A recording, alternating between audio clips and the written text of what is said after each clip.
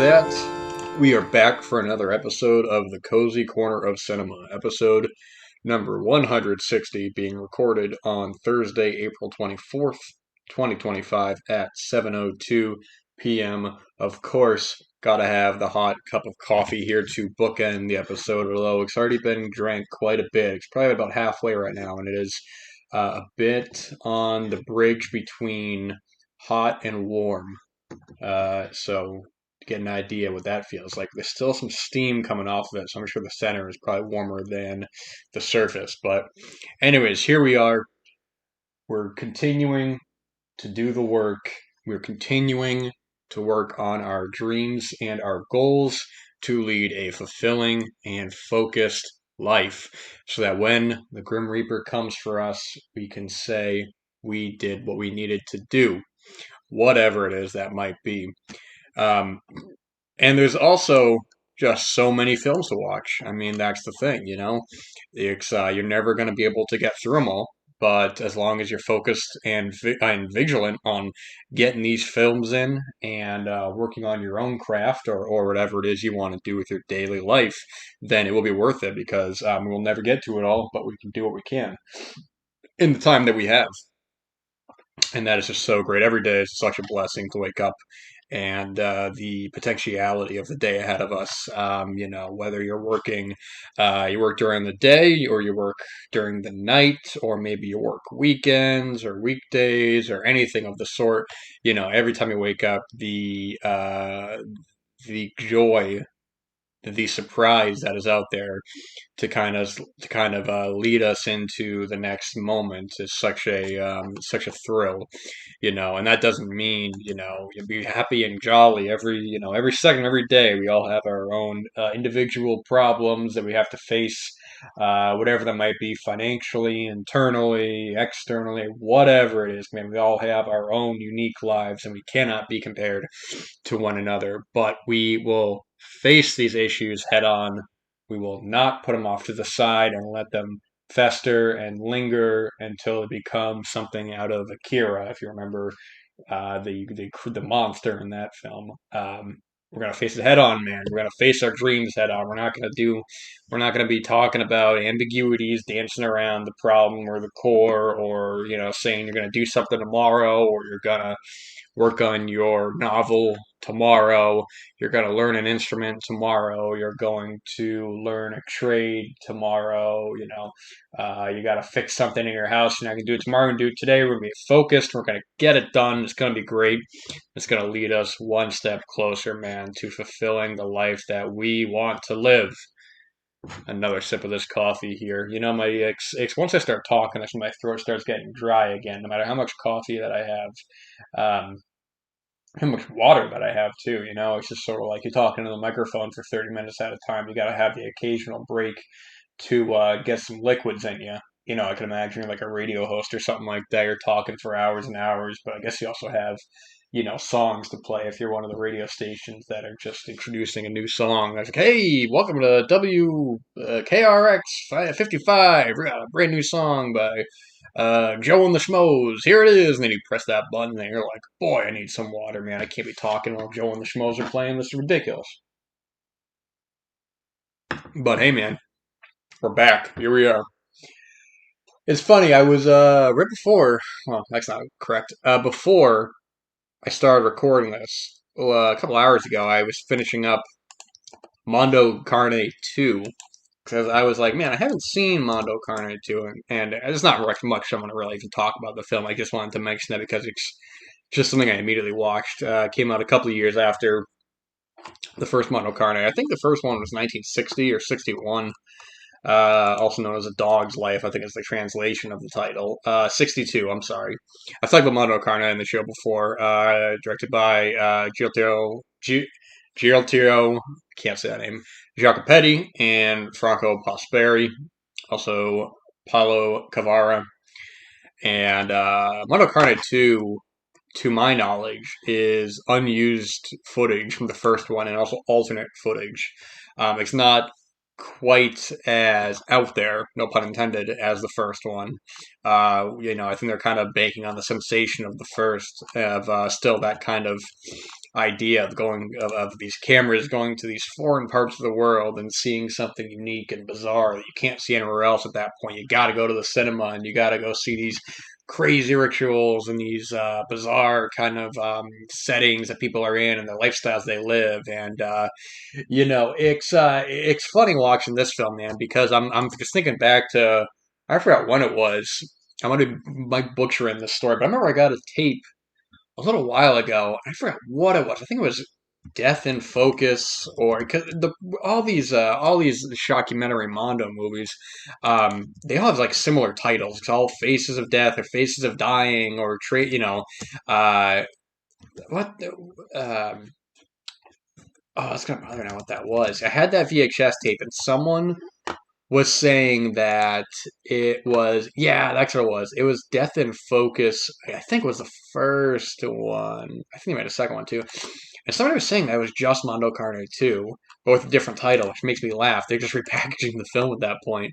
That tape is long gone. I'm not buying tapes anymore. But I would occasionally prowl for just shockumentary or Mondo stuff on tape. Just sort of like this kind of you see some of these films. It kind of adds to the quality if you watch it on tape like that. I'm by no means a strictly traditionalist in that way. Some people say you got to watch certain exploitation films in certain formats, or some people say you got to watch this certain ways. And film, and digital, and Blu-ray, 4K, VHS. They all have their advantages and disadvantages. I mean, some of these Mondo movies. I mean, I think kind of the allure of maybe you're younger and you come across it on tape and you're like, oh my gosh, this wild world, on this videotape. It's sort of like you get like Faces of Death on like a grainy, maybe like VHS tape, and then you get it on like a Blu-ray.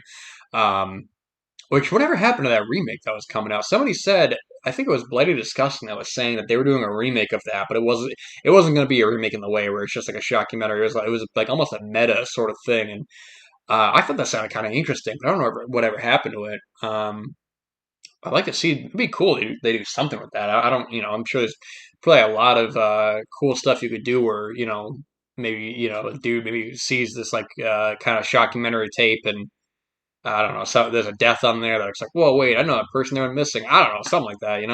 Um, I got that Blu-ray of Face of Death back there. Yeah, there it is. There's a commentary on there I wanted to listen to. It's actually a book as well.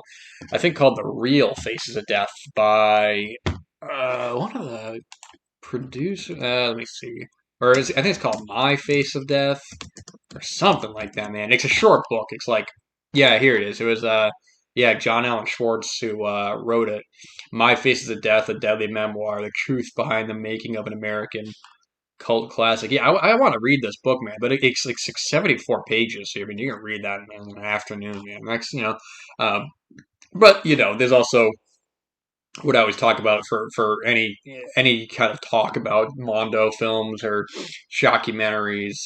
David Crex's incomparable compendium, which is Killing for Culture.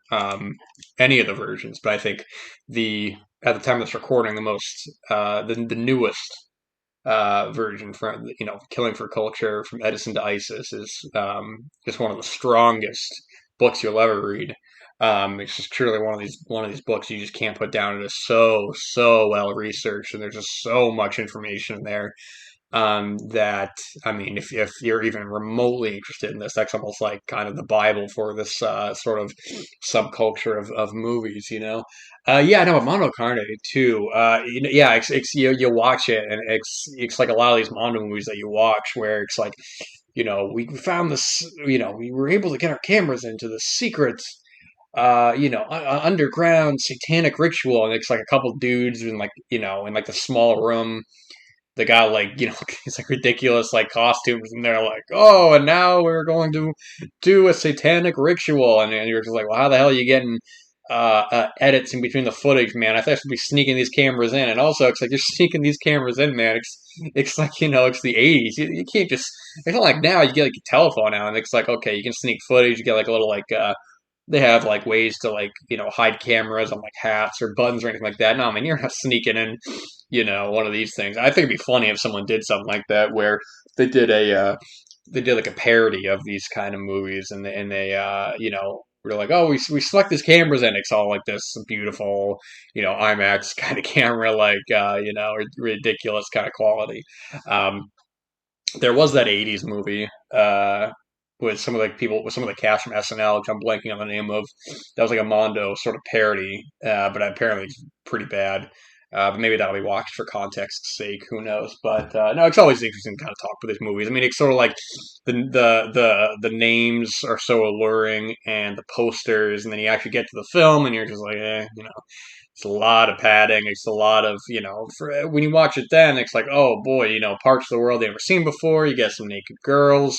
You can't be, for Joe Schmo back in 1960, whatever, it's sort of like, oh man, I can go to the cinema and see something that I can't get anywhere else. And obviously now, I mean, you're a click away from whatever you want to see, so that allure is not really there. So, it's almost ridiculous to even kind of rate these movies now or give any kind of real kind of critique on them because they are what they are. I mean, they're almost they're like encapsulations of the time period. Because then you got a bunch of other ones too. Women of the World. The one I'm in the middle of watching now is Mondo Bolardo, narrated by Boris Karloff, and it's just ridiculous, man. But they've got a certain charm and quality, kind of before the big kind of shockumentary boom. I'm not, started with Face of Death, yeah, but I always kind of look at it more as the Trace of Death kind of era of all these, like, the accessibility of being able to kind of put these compilations out, Traces of Death and Band in America. And actually, it's funny, speaking of which, with Band in America, I think it's on Peacock or one of these streaming services that has a documentary about the history of Girls Gone Wild, and the dude, I think his name is Joe Francis. That sounds about right. He was the one who yeah, that's right, Joe Francis, who did the Band in America. Oh, I'm sorry, not Band in America, Band from Television. What's Band in America? Is that a separate shockumentary? I'm not thinking of the Killing of America. That's something else. Um, okay, yeah, no, I'm sorry. Okay, no, Banned in America is also a series, but he didn't do that. He did Banned from Television. So then, actually, maybe that's not a shockumentary. Then I think I could be. Let's okay. Well, this one featured review on IMDb. Banned from Television is a documentary of footage collected from many different people of extremely graphic content. When your news anchor warns you the video you are about to see is extremely graphic, they don't know the definition of the word. In this video, graphic defines okay, and then it has some descriptions of some violent content. So okay, I guess this is a shockumentary. So, anyways, I'm just saying I watched that a couple months ago, and I was like, oh yeah, that's right. He did do those. They briefly mention it. And then there was one that was oh boy, it was in such bad taste. It was uh oh my gosh, what was it called? I think it Oh, jeez Louise, man. It's I can actually find it right here. It's funny, I had no intention of talking about these movies this episode, but here we are. I was going to actually talk about some other kinds of films, but here we are. What was it called? Bear with me, guys, for a second. I gotta find this damn one. It's just cracking me up with how in bad taste this was. Let me find it here. No, I'm not going to find it. Faces of Gore, that's what it was. Oh my gosh! I mean, talk about bad taste. There's Faces of Gore, and yeah, it's another shockumentary. You have this dude Steve Shepard who plays this guy Vincent Van Gore. He's walking around the cemetery, man, and he's talking about. I mean, because with Faces of Death, they had what the hell is his name in the movie? I'm the doctor in that one. It was like Francis B. Gross. Is that what the name was? Did I just make that up? Um, what the they always have some like pseudo narration. Yeah, Francis B. Gross by Michael Carr. Oh my gosh.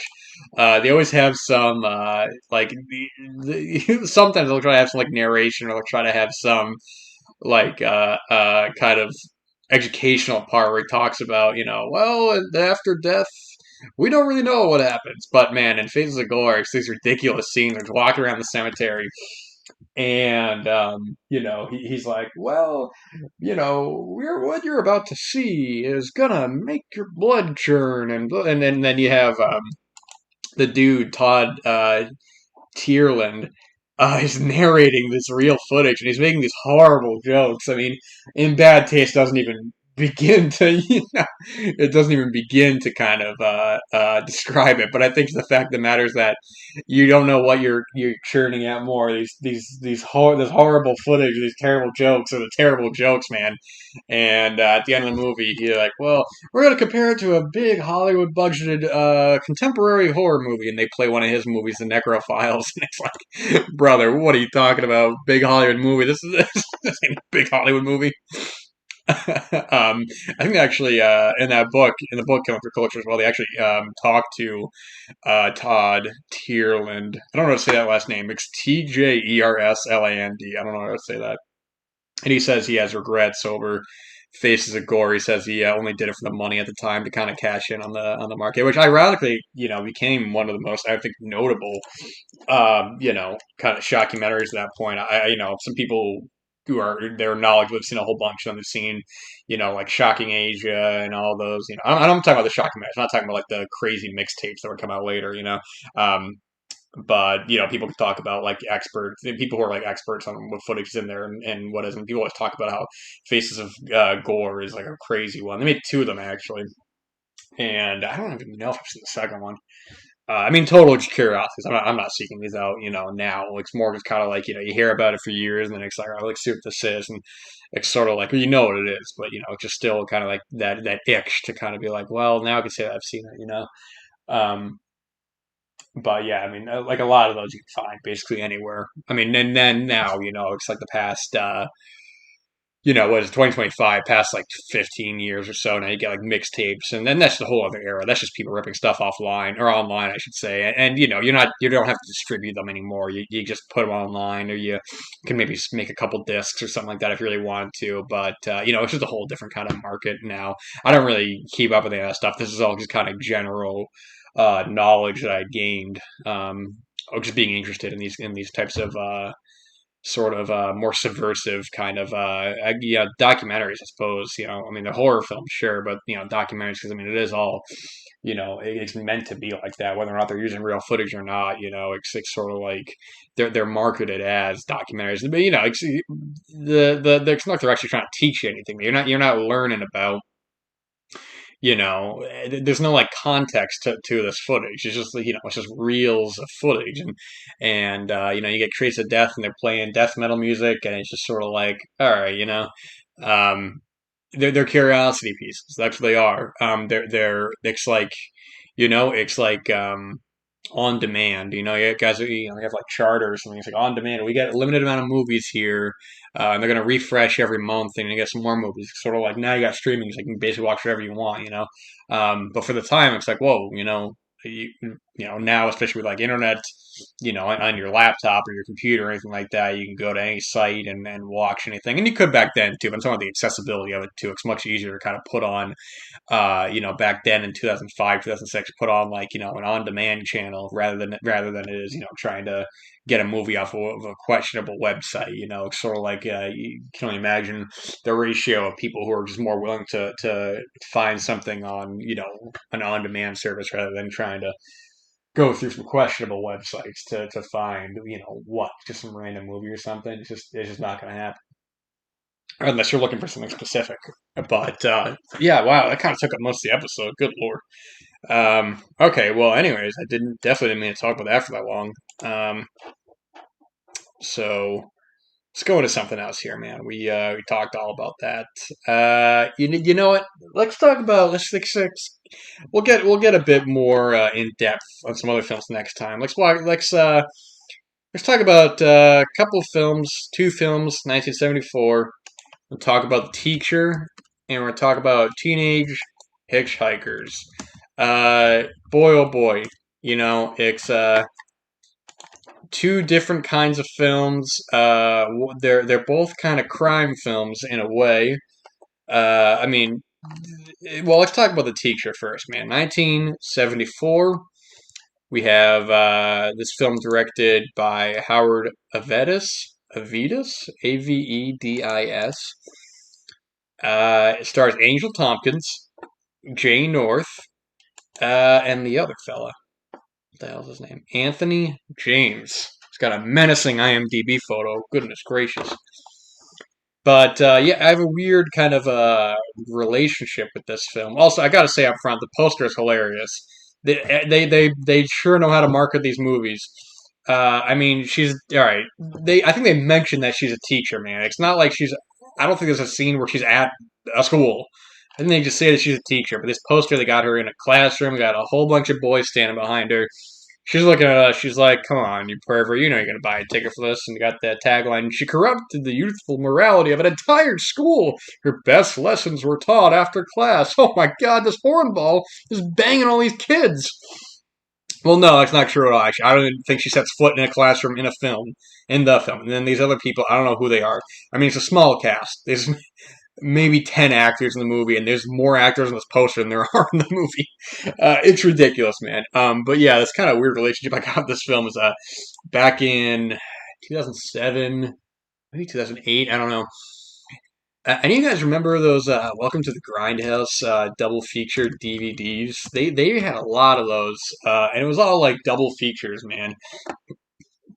I think that was a redundant kind of statement there. So I'm trying to find some examples right here, and a lot of these films have been re-released. So it was more kind of just like just kind of like who put this out? This was someone put this out. BCI, not VCI, but BCI / Eclipse. Interesting. Well, yeah, there's a whole bunch of these, man. There's I had the one that had Pickup and The Teacher. I love that cover. Two sinful shockers. Nobody being shocked by this, man. Now, Pickup has been re-released by Vinegar Syndrome. I actually have that Blu-ray on the shelf somewhere behind me. I can kind of scan my eyes over and find it. Yeah, there it is. It's right over there. Not that it matters to you guys, but yeah, that Blu-ray is out of print now. That's a really good film. That's one that I have a very strange affinity for. I find it to be a real kind of mellow, very cozy kind of film. I've been very curious to rewatch that, but that was on that disc with The Teacher as well. I think it was on one track too, so it's like I don't even know if you could select a film. I think you just had to kind of go through all of it. There's like a lot of nudity in both, but they put out other double features like Don't Answer the Phone and Primeval. Those have both been released by Vinegar Syndrome. The Hellcats and Chain Gang Woman. I think the Hellcats may have been released. I don't know. But there's like a bunch of them there. And they had those. You guys remember those big kind of the DVDs? They were like thick. Yeah, Grindhouse Experience. And there was another one too.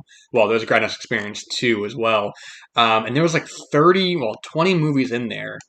And I was like, what are these movies?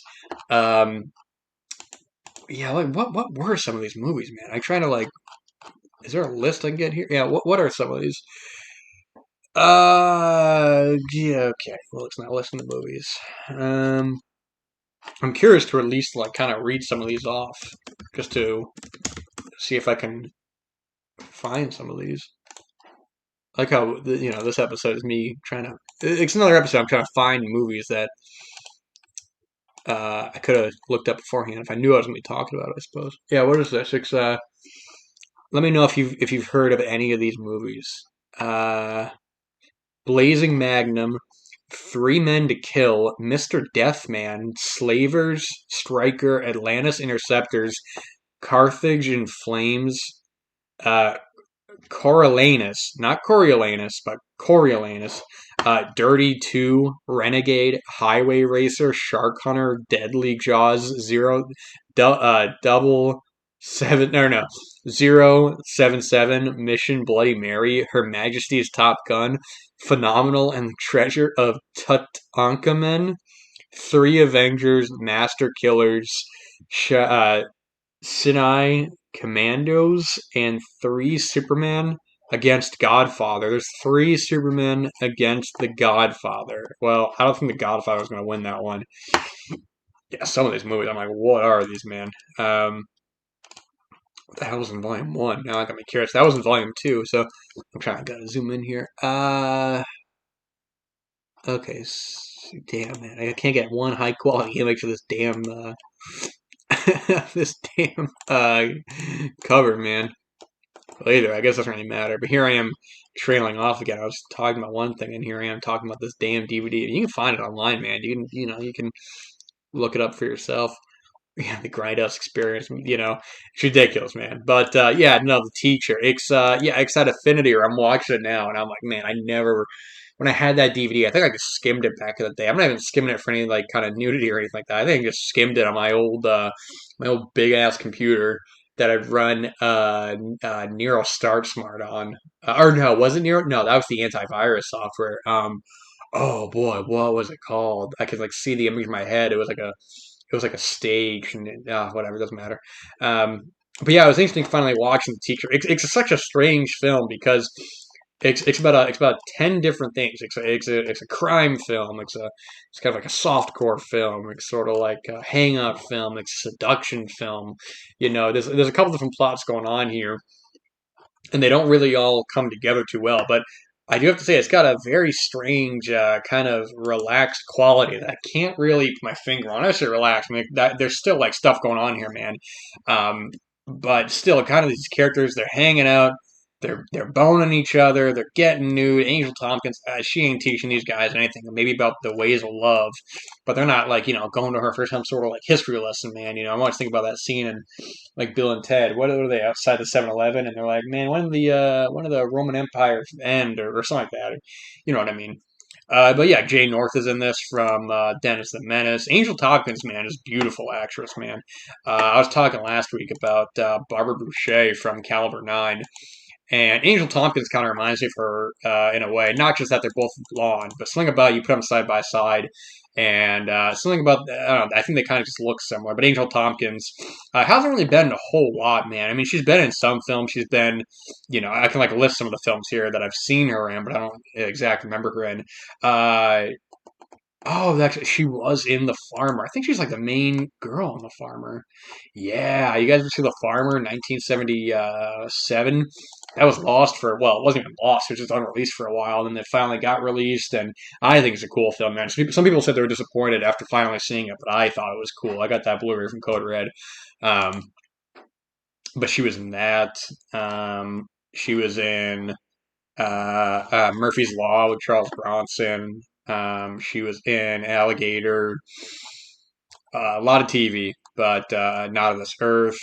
From oh no, it's different. Not of This Earth. Never mind. But she's good in the film, man. I mean, she's got a real kind of allure, sort of a real beauty to her, and she's kind of dealing with these kind of crazy guys, But she's trying to also get some love too, man. Can you blame her? I mean, she kind of I don't know, man. She kind of walks around and a lot of like meandering from one scene to the next. It's not a great film, man. I don't even know why I'm talking about it, but it's just kind of an interesting sort of personal film where you finally watch it and it's just like, man, it's not like a there's an accidental murder that happens, or there's accidental murder that happens, well, alleged murder, and then this character Ralph, with Anthony James, is going after this other character, and it's just ridiculous, man. You can't think too much about it. And Anthony James, I think he was in. Oh, he's been in a bunch of stuff, man. But I'm trying to remember one movie he was in. And nope, not him. Different actor. He's been in a bunch of stuff. But now I'm rambling on. Didn't even talk about any of the films I wanted to. That's okay though. Keeping it relaxed. Keeping it cool. Keeping it cozy. Maybe that could be the slogan for the show. Keeping it cozy. I don't know, man. I'm rambling on at this point. I'll get more into depth on other films next time, man. This is just a relaxed kind of episode. They're all relaxed episodes, but this one you just sort of you take in these crazy films, you sit there, maybe you watch, maybe you don't, but hopefully you enjoyed listening, man. And if you didn't, well, sorry, nothing I can really do about that now. But anyways, that's all I got. Thank you for listening, and until next time.